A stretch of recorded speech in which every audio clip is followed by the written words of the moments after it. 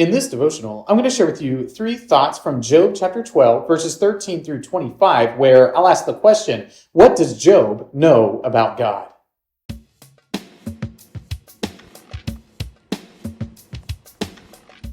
Job chapter 12, verses 13 through 25 says, "With God are wisdom and might. He has counsel and understanding. If he tears down, none can rebuild. If he shuts a man in, none can open.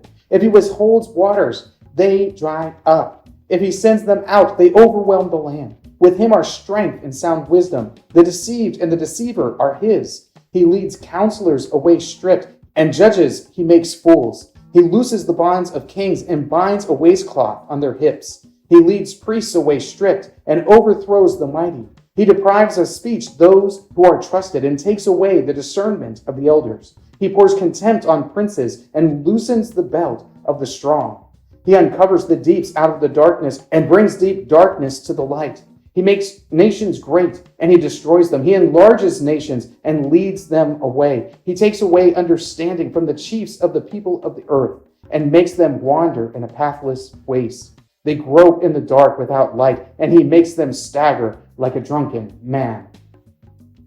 Well, Job is talking to his friends, and one of his friends points out, you're saying all this stuff about God, but I don't think you really understand who he is. After all, he's the great judge over all the earth, and no one can discern his ways. And Job sort of sits back and says, listen, I know all of these things about God. I know exactly who he is. And then he goes on to demonstrate that he does know all of these things, but at the same time, he is struggling with his own experience of suffering in light of the fact that he believes himself righteous and God good, but he's suffering so greatly.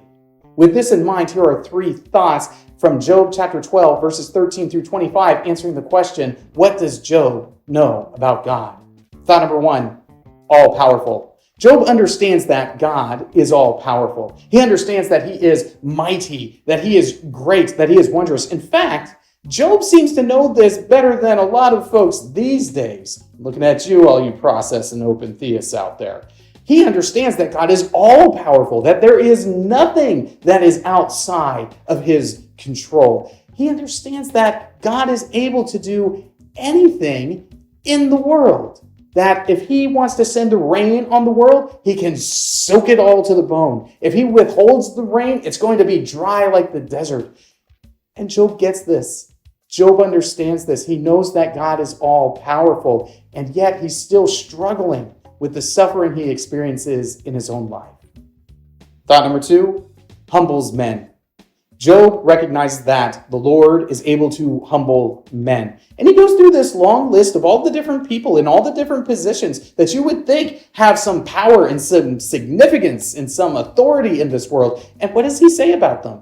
He says that God takes those who are powerful, those who are mighty, those who are significant, and he strips them bare in front of all of the people.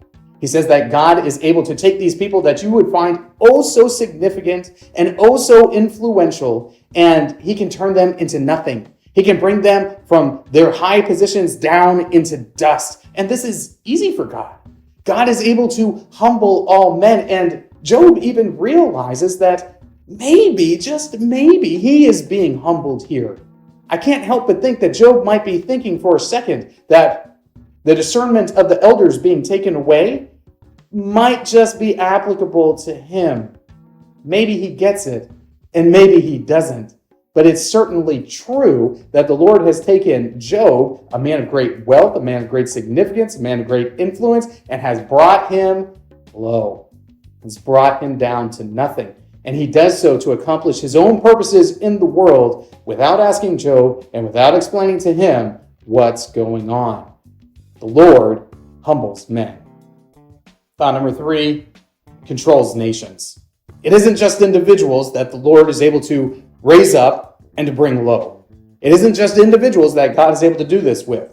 He can do this with entire nations. He can bring one nation up against another nation. And if you've been reading through the Bible with me, you know that the Lord is constantly raising up one nation and bringing another nation down. He uses the nations of the world to exact his wrath upon the earth. And this is something that happens over and over again in the history of Israel, but also just the history of the earth, that the Lord is able to control the nations. And this is something that is so far beyond our own comprehension because we can't control a nation. It's questionable whether a nation can actually control itself. But the Lord is able to control them. In fact, he does control them, and he does bring about his purposes through national level actions that are really, in our perspective, a bunch of individuals behaving in particular ways, but the Lord is causing them to move as they are moving. This is something that Job knows about God. And Job has this fantastic understanding of the all-powerful nature of the Creator. And he's trying so very hard to reconcile his own suffering with the fact that the God who is good and who is all-powerful is bringing him low here in this moment. Well, these three thoughts come from the assigned reading of Job chapters 11 and 12. If you'd like to read through the Bible with me, you can do so by subscribing to this channel, by clicking on the link in the description, or by joining the Facebook group Through the Bible, where we are reading the text of Scripture together.